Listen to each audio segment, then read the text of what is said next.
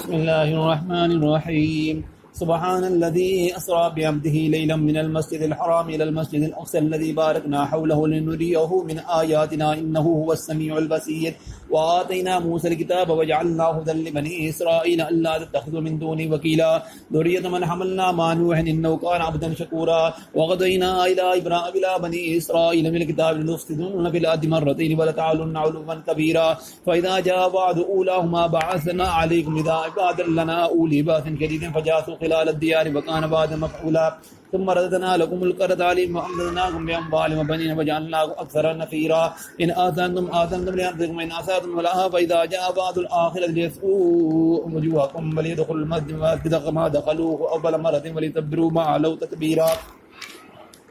عسى ربكم أن يرحمكم وإن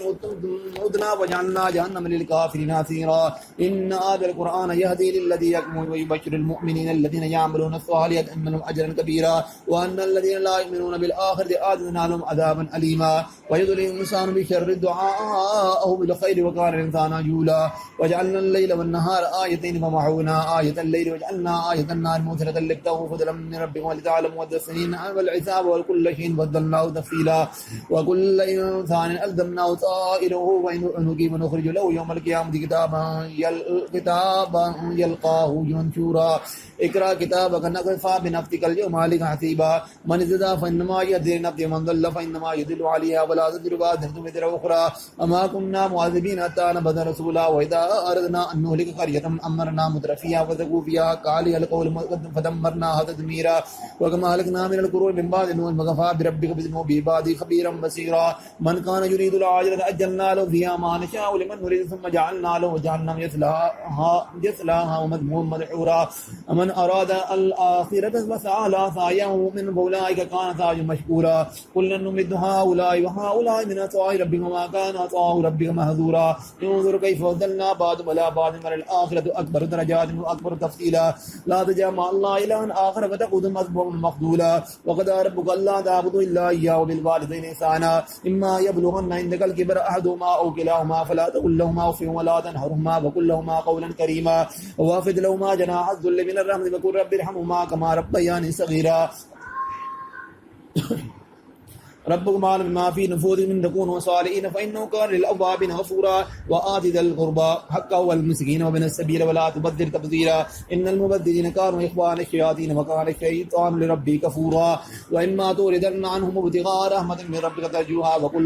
لهم قولا ميسورا ولا تجعل يدك مغلولة إلى عنقك ولا تبسطها كل البسط فتقعد مذموما محسورا إن ربك يبسط الرزق لمن يشاء ويقدر إنه كان بعباده خبيرا بصيرا ولا تقتلوا أولادكم إملاق نحن نرزقكم وإياهم إن قتلهم كان خطأ كبيرا ولا تقربوا الزنا إنه كان فاحشة وساء سبيلا ولا تقتلوا النفس التي حرم الله إلا بالحق ومن قتل مظلوما فجعلنا لوليه سلطان فلا يسرف به القتل إنه كان منصورا ولا تقربوا مال اليتيم إلا بالذي أحسن حتى يبلغ أشده وأوفوا بالعهد إن العهد كان مسؤولا وأوفوا الكيل إذا كلتم وزنوا بالقسطاس المستقيم ذلك خير وأحسن تأويلا فلا تقف ما ليس لك به علم إن السمع والبصر والفؤاد أولئك كان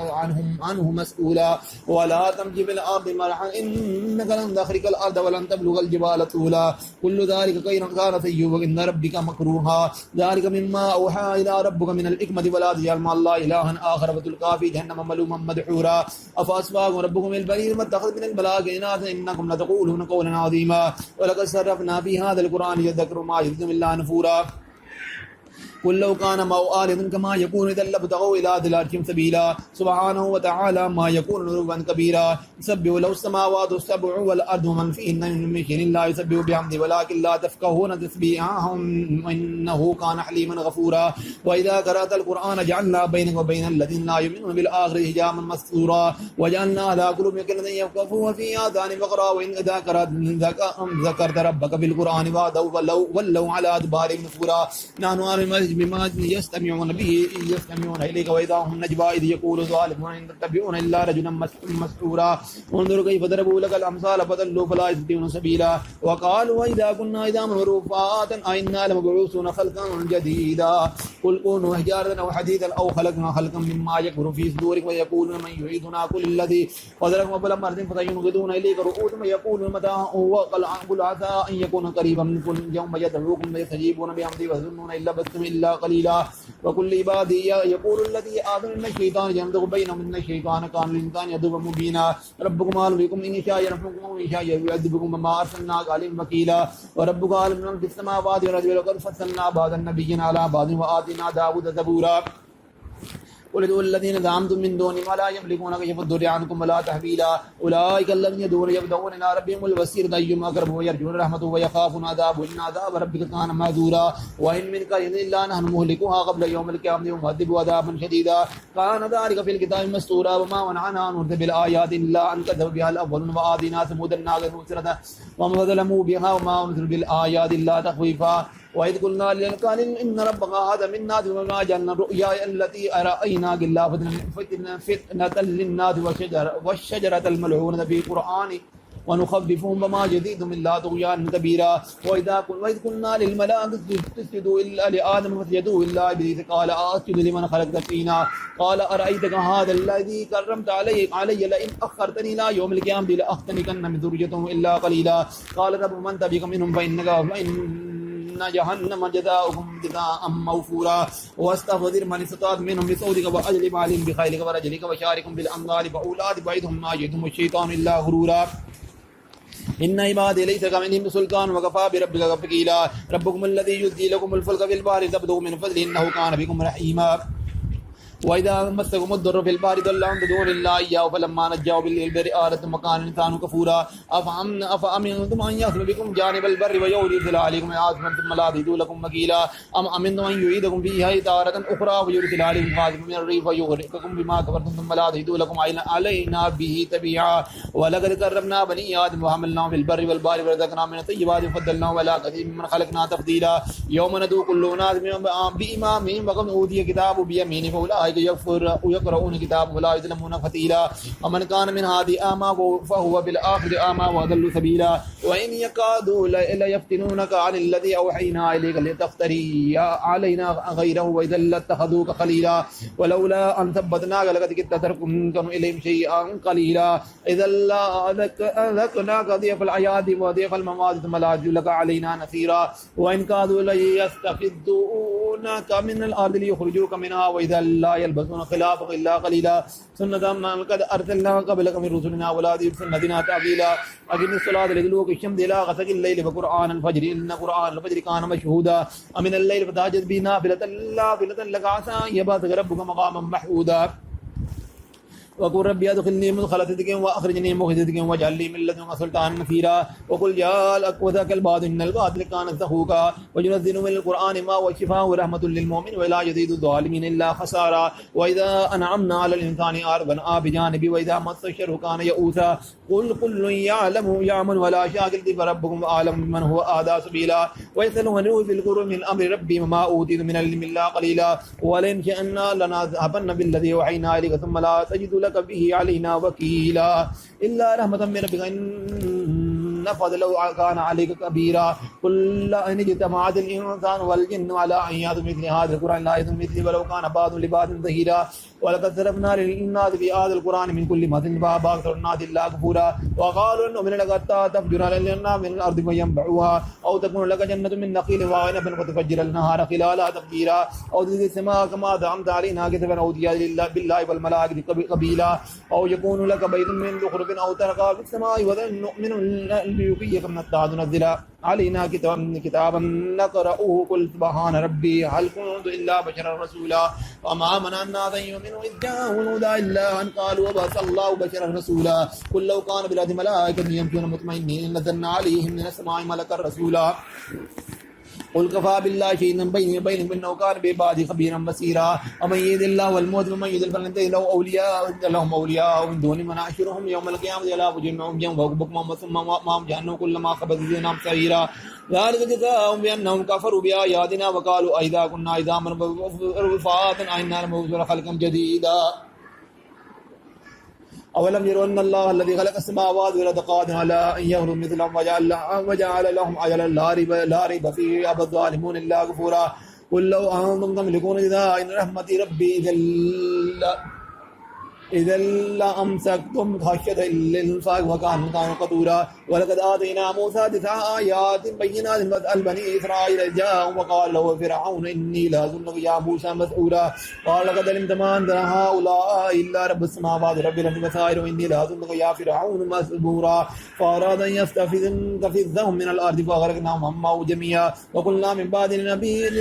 لبني إسرائيل اسكنوا الأرض فإذا جاء وعد الآخر جئنا بكم لفيفا وبالحق أنزلنا وبالحق نزل وما أرسلناك إلا مبشرا ونذيرا وقرآنا فرقناه لتقرأه على الناس على مكث ونزلناه تنزيلا قل آمنوا به أو لا تؤمنوا إن الذين أوتوا العلم من قبل إذا يتلى عليهم يخرون للأذقان سجدا ويقولون سبحان ربنا إن كان وعد ربنا لمفعولا ويخرون للأذقان يبكون ويزيدهم خشوعا قل ادعوا الله بدعوا الرحمن أياما تدعوه فله الأسماء الحسنى ولا تضل بصلاة ولا تخاف بها وابتغ بين ذلك سبيلا وقل الحمد لله الذي لم يتخذ ولدا ولم يكن له شريك بالملك ولم يكن له ولي من الذل وكبره تكبيرا بسم الله الرحمن الرحيم الحمد لله الذي أنزل على عبده الكتاب ولم يجعل له عوجا قيما لينذر بأسا شديدا من لدنه ويبشر المؤمنين الذين يعملون الصالحات أن لهم أجرا حسنا ماكثين فيها أبدا وينذر الذين قالوا اتخذ الله ولدا ما لهم به من علم ولا لآبائهم كبرت كلمة تخرج من أفواههم يقولون إلا كذبا فلعلك باخع نفسك على آثارهم لم يؤمنوا بهذا الحديث أسفا إنا جعلنا مع الأرض زينة الله لنبلوهم أيهم أحسن عملا وإنا لجاعلون ما عليها سيئا جرذا أما حسبت أن أصحاب الكهف والرقيم كانوا من آياتنا عجبا إذا بلغوا الكهف فقالوا ربنا آتنا من لدنك رحمة وهيئ لنا من أمرنا رشدا وضربنا على آذانهم بالكهف سنين عددا ثم بعثناهم لنعلم أي ليس بين آثار ما لبثوا أمدا نحن نقص عليك نبأهم بالحق إنهم فتية آمنوا بربهم وزدناهم هدى وربطنا على قلوبهم قاموا وقالوا ربنا رب السماوات والأرض لن ندعو من دونه إلها لقد قلنا إذا شططا هؤلاء قوم اتخذوا من دونه إلها لو يأتون عليهم بسلطان بين ومن أظلم من افترى على الله كذبا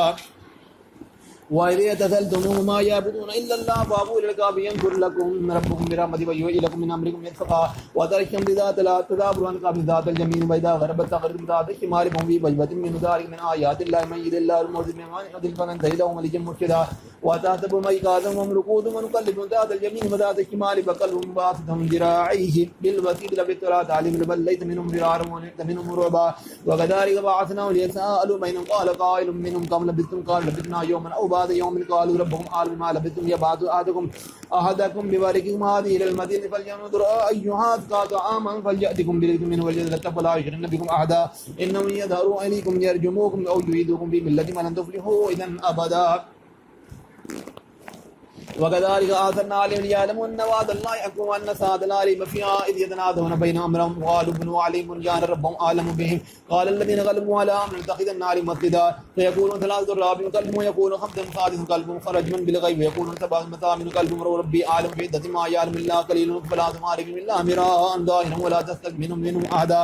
ولا تقولن إني فاعل ذلك غدا إلا إن شاء الله واذكر ربك إذا نسيت فقلت عسى أن يهديني ربي لأقرب من هذا رشدا ولبثوا في كم 300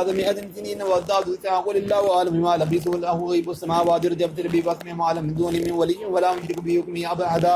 واتل ما أوحي إليك من كتاب ربك لا مبدل لكلماته ولا زيد من دونه ملتحدا واصبر نفسك مع الذين يدعون ربهم بالغداة والعشي يريدون وجهه ولا تعد عيناك عنهم تريد زينة الحياة الدنيا ولا تطع من أغفلنا قلبه عن ذكرنا واتبع هواه وكان أمره فرطا وقل الحق من ربكم ومن شاء فليؤمن ومن شاء فليكفرنا وليكفر الناس من آل الظالمين نارا أحاط بهم سرادقها وإن يستغيثوا يغاثوا بماء كالمهل يشفي الوجوه بئس الشراب وساءت مرتفعا إن الذين آمنوا وعملوا الصالحات إنا لا نضيع أجر من أحسن عملا أولئك لهم جنات تجري من تحتهم الأنهار يحلون فيها من أشراب من ذهب ويلبسون ثيابا خضرا من سندس واستبرق متكئين فيها على الأرائك نعم الثواب وسنة مرتفقا وأذل مثلا الرجلين جعلنا لأحدهما جنة من ناب وخفناهما بنخل وجعلنا بينهما ذراعا الجنتين آتت أكلها ولم تظلم منهم شيئا وفجرنا خلالهما نهرا وكان له ثمن وقال لصاحبه يعاور وأنا أكثر منها مالا وأذن نفرا ودخل جنته وهو ظالم لنفسه قال ما أظن أن تجد هذه أبدا وما أظن الساعة قائمة بلغت إلى ربي لأجدن خيرا منها منقلبا قال له صاحبه يحاوره أكفرت بالذي خلق من تراب ثم من نطفة ثم سواك رجلا لكنه هو الله ربي ولا أشرك بربي أحدا ولولا إذ دخلت جنتك قلت ما شاء الله لا قوة إلا بالله إن ترني أنا أقل منك مالا وولدا وعسى ربي أن يؤتيني خيرا من جنتك ويرسل عليها عثمانا من السماء وتصبح سيدا مثلقا أو يصبح ماؤها غورا فلا تستطيع له الطلبا وإذا بثمره فأصبح يقلب كفيه على ما أنفق فيها وهي خافضة إلى عروشها ويقول يا ليتني لم أشرك بربي أحدا ولم تكن له فئة ينصرون من دون الله وما كان منتصرا هنالك البلاء لله الحق وخير ثوابا وخير عقبا واضرب لهم مثلا الحياة الدنيا كما أنزل الله من السماء فاختلط به نبات الأرض فأصبح هشيما تذروه الرياح وكان الله على كل شيء مقتدرا المال والبنون زينة الحياة الدنيا والباقيات الصالحات خير عند ربك ثوابا وخير أملا ويوم نسير الجبال وترى الأرض بارزة وحشرناهم فلم نغادر منهم أحدا واردوا على ربك صفا لقد جئتمونا كما خلقناكم أول مرة بل زعمتم أن لن نجعل لكم موعدا ووضع الكتاب فترى المجرمين مشفقين مما فيه ويقولون يا ويلتنا مما لي هذا الكتاب لا يغادر صغيرة ولا كبيرة إلا أحصاها ووجدوا ما عملوا حاضرا ولا يظلم ربك أحدا وإذ قلنا الملائكة اسجدوا لآدم فسجدوا إلا إبليس كان من الجن وتكان بربه أفتتخذونه وذريته أولياء من دونهم وهم لكم عدو بئس للظالمين بدلا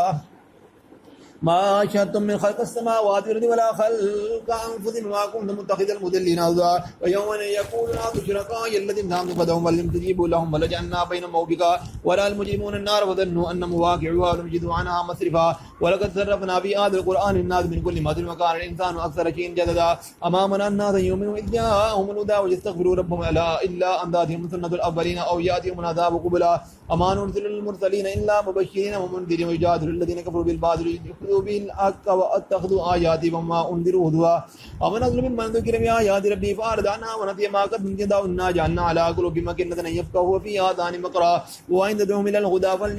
يهتدوا إذا أبدا وربك الغفور ذو رحمة الله يؤاخذ مما كسبوا لعجل لهم العذاب بل لهم موعد لن يجدوا من دونه موئلا وتلك القرى أهلكناهم لما ظلموا وجعلنا لمالهم موعدا وإذ قال موسى لفتاه لا أبرح حتى أبلغ مجمع البحرين أو أمضي حقبا ولما بلغا مجمع بينهما نسيا حوتهما فاتخذ سبيله في البحر سرابا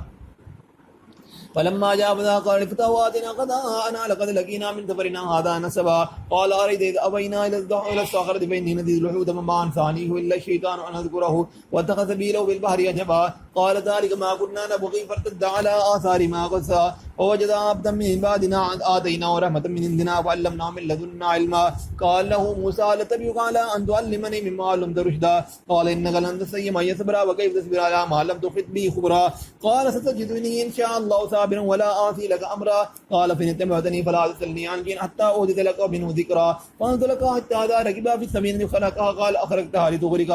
أهلها قال قد جئت شيئا إمرا قال ألم أقل إنك لن تستطيع معي صبرا قال لا تؤاخذني بما نسيت ولا تركني من أمري يسرا فانطلقا حتى إذا لقيا غلام فاقتله قال أقتلت نفسا بغية بغير نفس لقد جئت شيئا نكرا قال ألم أقل لك إنك لن تستطيع معي صبرا قال إن سألتك عن شيء بعدها فلا تصاحبني قد بلغت من لدني عذرا فانطلقا حتى إذا أتيا أهل قرية استطعما أهلها فأبوا أن يضيفوهما فوجدا فيها جدارا يريد أن ينقض فأقامه قال لو شئت لاتخذت لي أجرا قال هذا فراق بيني وبينك فتنبئ بي لما لم تستطع عليه صبرا أما السفينة فكانت مساكين يعملون بالبحر فأردت أن أعيبها وكان وراءهم ملك يأخذ كل سفينة غصبا أما الغلام فكان أبواه مؤمنين فخشينا أن يرهقهما طغيانا وكفرا فأردنا أن يبدلهما ربهما خيرا منه زكاة وأقرب رحما وأما الجدار فكان لغلامين يتيمين في المدينة وكان تحته كنز لهما وكان أبوهما صالحا صالحا فأراد ربك أن يبلغا أشدهما ويستخرجا كنزهما رحمة من ربك وما فعلت عن أمري ذلك تأويل ما لم تستطع عليه صبرا ويسألونك عن ذي القرنين وأتلو عليكم منه ذكرا إنا مكنا له في الأرض وآتيناه في كل شيء سببا فأتبع سببا حتى إذا بلغ مغرب الشمس وجدها تغرب في عين حمئة فوجد عندها قوما قلنا يا ذا القرنين إما أن تؤذب وإما أن تتخذ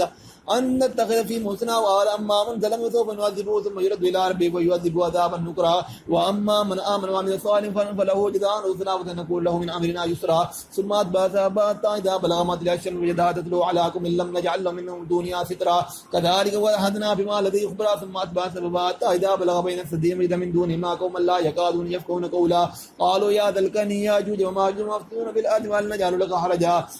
على أن تجعل بيننا وبينهم سدا قال ما مكنني في ربي خير فأعينوني بقوة أجعل بينهم ردما آتوني زبر الحديد حتى إذا ساوى بين السدفين قال انفخ حتى إذا جعله نارا قال آتوني أفرغ عليه قدرا وما استطاعوا أن يظهروا وما استطاعوا له نقبا قال هذا رحمة من ربي فإذا جاء بعد ربي جعله دكا وكان بعد ربي حقا وتركنا بعض يومئذ يموج في بعض ونفخ في الصور فجمعناهم جمعا وأردنا جهنم يومئذ للكافرين عرضا الذين كانت أعين في غطاء عن ذكري وكانوا لا يستطيعون السماء فحسب الذين كفروا أن يتخذوا عبادي من دوني أولياء أنا أعتدنا جهنم للكافرين نزلا قل هل ننبئكم بالأخسرين أعمالا الذين ضل سعيهم في الحياة الدنيا وهم يحسبون أنهم يحسنون صنعا أولئك الذين كفروا بآيات ربهم وربهم ولقائه وبئست أعمالهم فلا نقيم لهم يوم القيامة وزنا ذلك جزاؤهم جهنم بما كفروا واتخذوا آياتي ورسلي هزوا إن الذين آمنوا وعملوا الصالحات كانت لهم جنات الفردوس نزلا خالدين فيها لا يبغون عنها ولا قل لو كان البحر مدادا لكلمات ربي لنفذ البحر قبل أن تنفذ كلمات ربي ولو جئنا بمثله مددا قل إنما أنا بشر مثلكم يوحى إلي أنما إلهكم إله واحد فمن كان يرجو لقاء ربه فليعمل عملا صالحا ولا يشرك بعبادة ربه أحدا بسم الله الرحمن الرحيم كافها يا عين ذكر رحمة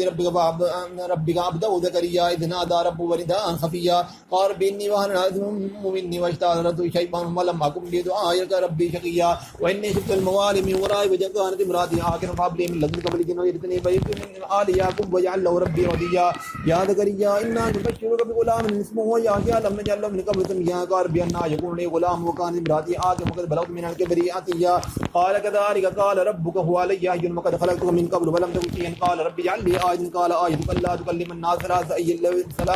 ليال سويا فخرج على قومه من المهراب فأوحى إليهم أن سبحوا بكرة وعشيا يا يحيى خذ الكتاب بقوة وآتيناه حكما وآتيناه حكما سبيا وحنانا من لدنا وزكاة مكان تقيا وبرا بوالديه ولم يكن جبارا نسيا وسلام عليه يوم ولد ويوم يموت ويوم يبعث حيا واذكر في الكتاب مريم إذ انتبذت من أهلها مكانا شرقيا فاتخذ من دونهم حجابا فأرسلنا إليها روحنا فتمثل لها بشرا سويا قالت إني أعوذ بالرحمن منك إن كنت تقيا قال إنما أنا رسول ربك لأهب لك غلاما زكيا قالت أنى يكون لي غلام ولم يمسسني بشر ولم أك بغيا قال كذلك قال ربك هو علي عين ولنجعله آية للناس ورحمة منا وكان أمرا مقضيا فحملته فانتبذت به مكانا قصيا فآجاء المخاض إلى جذع النخل قال يا ليتني مت قبل هذا وكنت نسيا منسيا فنادى من ذاتها لا ذاتني قد جعل ربك تحتك سريا وهدي إليك بخدع النخلة ساقط عليك رطبا جنيا فكلي واشربي وقري عينا فإما ترين من البشر أحدا فقولي إني نذرت للرحمن صوما فلم أكلم اليوم إنسيا فأفعل بي قوما تعملوا قالوا يا مريم لقد جئت شيئا فريا يا أخت هارون ما كان أبوك امرأ سوء وما كانت أمك بغيا فأشارت إليه قالوا كيف نكلم من كان في المهد صبيا قال إني عبد الله آتاني الكتاب وجعلني نبيا وجعلني مباركا أينما كنت وأوصاني بالصلاة والزكاة ما دمت حيا وبرا بوالدتي ولم يجعل لي جبارا شقيا والسلام على يوم ولدت ويوم أموت ويوم أبعث حيا ذلك عيسى ابن مريم قول لك الذي فيه يمترون ما كان لله أن يتخذ من ولي ولد سبحانه وإذا قضى أمرا فإنما يقول له كن فيكون وإن الله ربي وربكم فاعبدوه هذا صراط مستقيم واختلف الأحزاب من بينهم خير للذين كفروا منها مشهد يومئذ عظيم أسمع بمبصر يوم يأتوننا لكن الظالمون اليوم في ضلال مبين وأنذرهم يوم الخسرات إذ قضي الأمر وهم بغفلة وهم لا يؤمنون إنا نحن نرث الأرض ومن عليها ومن عليها فإنهم إليه وإلينا يرجعون واذكر في الكتاب إبراهيم إنه كان صديقا نبيا وإذ قال لأبيه يا أبت ما تعبد ما لا يسمع ولا يبصر ولا يغني عنك شيئا يا أبت إني قد جاءني من العلم ما لم يأتك فاتبعني أهدك صراطا سويا يا أبت لا تعبد الشيطان إن الشيطان لكان للرحمن عصيا يا أبت إني أخاف أن يمسك عذاب من الرحمن فتكون للشيطان وليا قال أراغب أن دعا الآلهة يا إبراهيم لئن لم تنزل أرجمنك واهجرني مليا قال سلام عليك أستغفر لك ربي إنه كان بي خفيا واعتزلكم ما دون من دون الله فادعوه ربي عسى ألا أكون بدعاء ربي شقيا فلما اعتزلهم ما يعبدون من دون الله وأبنى له إسحاق ويعقوب كلا جعلنا نبيا وأبنى لهم من رحمتنا وجعلنا لهم لسان صدق عليا واذكر في الكتاب موسى إنه كان حقا مخلصا وكان رسولا نبيا وناديناه من جانب الطور الأيمن وقربناه نجيا ووهبنا له من رحمتنا أخاه هارون نبيا واذكر في الكتاب إسماعيل إنه كان صادق الوعد وكان رسولا نبيا وكان يأمر أهله بالصلاة والزكاة وكان من ربه مرضيا واذكر في الكتاب إدريس إنه كان صديقا نبيا ورفعناه مكانا عليا أولئك الذين أنعم الله عليهم من النبيين من ذريته آدم وممن حملنا مع نوح ومن ذرية إبراهيم وإسرائيل من هدينا بينا وإذا تتلى عليهم آيات الرحمن خروا سجدا وبكيا فخلف من بعدهم خلف أضاعوا الصلاة واتبعوا الشهوات فسيلقون غيا إلا من تاب وآمن وعمل صالحا فأولئك يدخلون الجنة ولا يظلمون شيئا جنات عدن التي وعد الرحمن عباده بالغيب إنه كان وعده مأتيا لا يسمعون فيها لغوا إلا سلام وقالوا رزقهم ولهم رزق فيها بكرة وعشيا تلك الجنة التي نورث من عبادنا من كان تقيا وما نتنزل إلا بأمر ربك له ما بين أيدينا وما خلفنا وما بين ذلك وما كان ربك نسيا رب السماوات والأرض ما بينهما فاعبده واصطبر لعبادته هل تعلم له سميا ويقول الإنسان إذا ما مت لسوف أخرج حيا أولا يذكر الإنسان أنا خلقنا من قبل لم يكن شيئا وفربك لنحشرنهم والشياطين ثم لنحضرنهم حول جهنم جثيا ثم لننزعن من كل شيء أيهم أشد عليه الرحمن يتيا ثم لنحن أعلم بالذين هم أولى بها أصليا وإن منكم إلا واردها كان على ربك حتما مقضيا ثم ننجي الذين اتقوا ونذر الظالمين فيها جثيا وإذا تتلى عليهم آياتنا بينات قال الذين كفروا للذين آمنوا أي الفريقين قائلهم مقاما وآثر نديا وكما لقنا من قبل من كأنهم آثر وأساسا ورئيا قل من كان في الضلال ولم يجد له الرحمن مدا حتى إذا رأوا ما يوعدون من العذاب والمساعد فيعلمون من هو شر مكانا وأضعف جندا ويزيد الله الذين اهتدوا وعدا والباقيات الصالحات خير عند ربك ثوابا وخير مردا أفرأيت الذي كفر بآياتنا وقال لأوتين مالا وولدا أطلع الغيب أم اتخذ عند الرحمن عهدا كلا سنكتب ما يقول ونمد له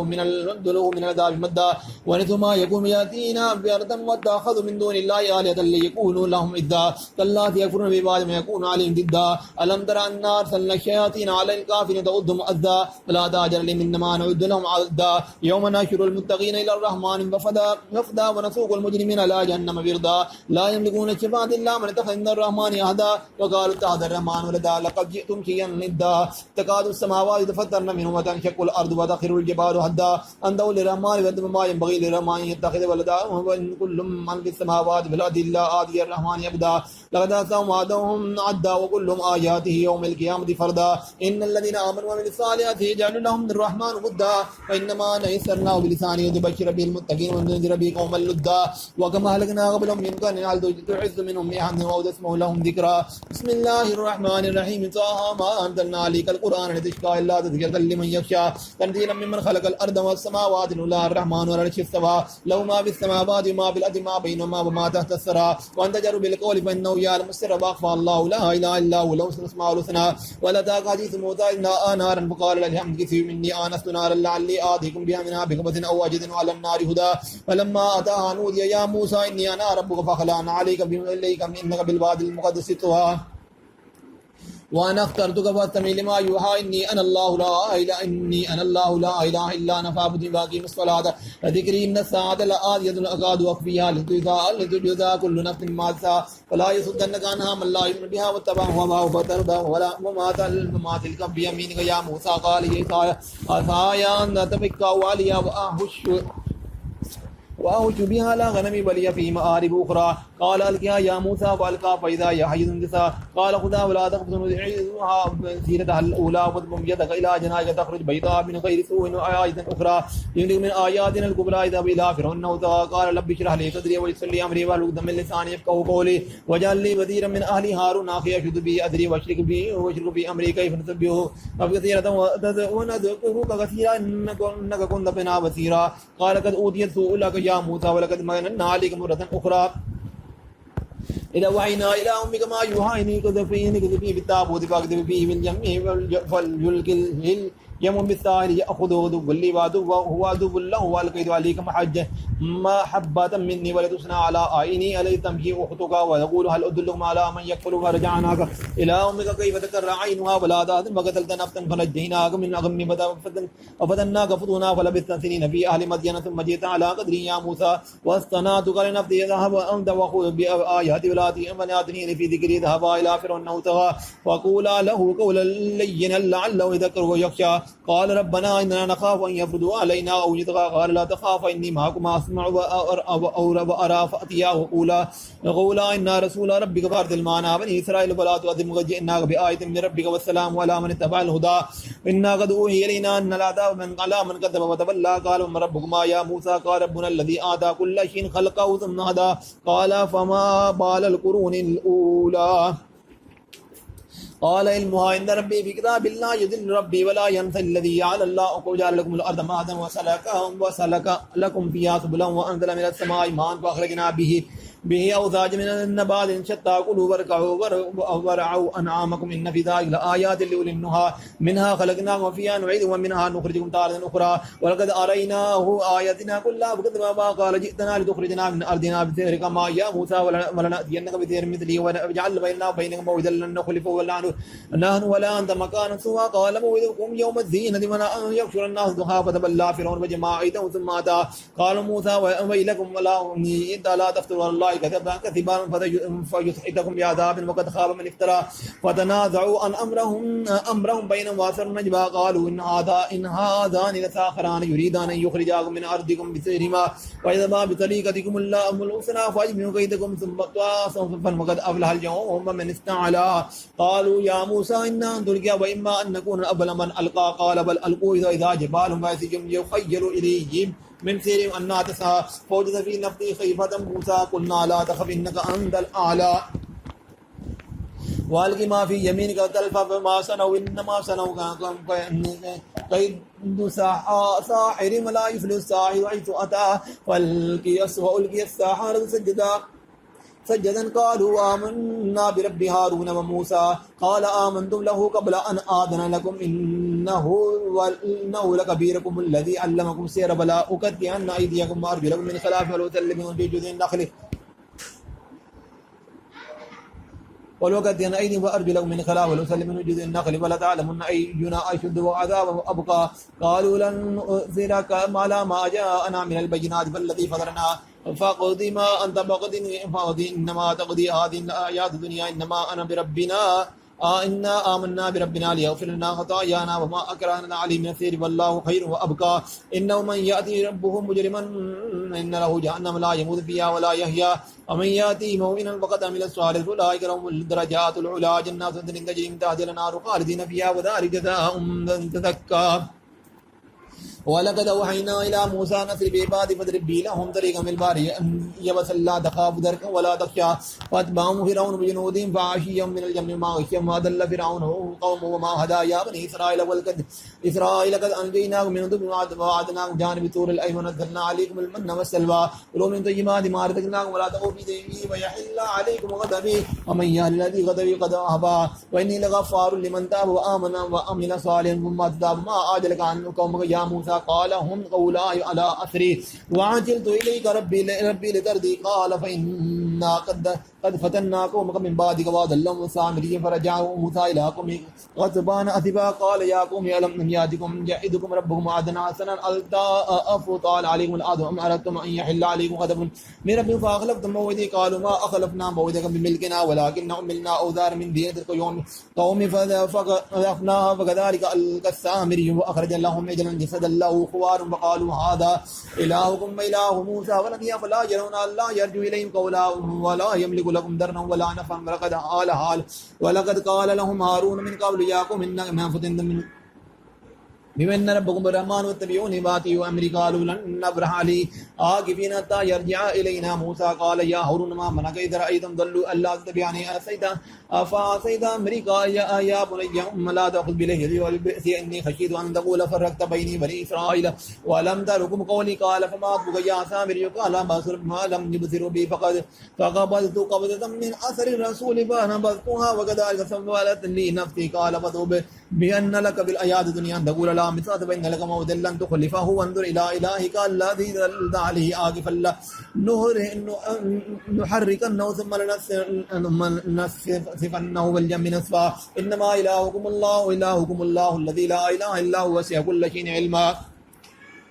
كذلك نقص عليك من أنباء ما قد سبق وقد أتاك من لدنا ذكرا من آردان فإنه يعمل يوم القيامة ذكرا خالدين فيها وسألهم يوم القيامة إملا والمجن فهم بالطول يوم مناشر المجرمين في يومئذ يربطا يتخافتون بينهم إلا بسم الله جل نحن أعلم ما يقولون إذ يقولون أمثلهم طريقا إلا بسم الله يوما ويسألونك عن الجبال فقل ينصفها ربي نصفا ويذرها أنقا